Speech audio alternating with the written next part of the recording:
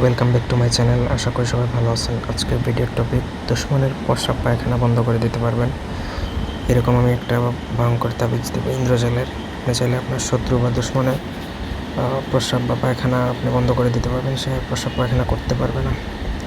প্রথম থেকে ভিডিওটা না টেনে শেষ পর্যন্ত দেখুন।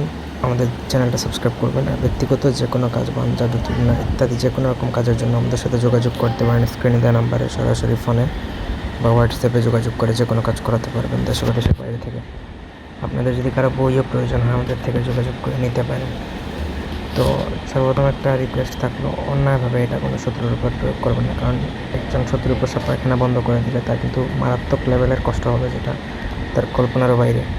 এটা প্রয়োগ করার জন্য প্রথমত আমার অনুমতি এবং গুরুচণ্ডালে নিয়ে যে কোনো শনি বা মঙ্গলবার দিন অথবা অমাবস্যার দিনে শত্রু ব্যবহৃত কাপড়ের উপর স্ক্রিনে দেওয়া যে দুইটা নকশা, এই দুইটা নকশা আপনাকে লিখতে হবে জাফরান কালি দ্বারা। উলঙ্গ অবস্থায় নকশা লিখবেন। তারপর শত্রু যেই বাথরুমে প্রস্রাব পায়খানা করে আপনাকে সেই বাথরুমের কোমোটে এই নকশাটা ফেলে দিতে হবে। এটা ফেলার পর থেকেই মানে ইনস্ট্যান্ট কাজ করবে। ফেলার পর থেকেই শত্রু আর ওই বাথরুমে প্রস্রাব পায়খানা করতে পারবে না। এখানে বসলে তার প্রস্রাব পায়খানা হবে না। যতই চেষ্টা করুক না কেন কোনোভাবেই তার প্রস্রাব পায়খানা হবে না।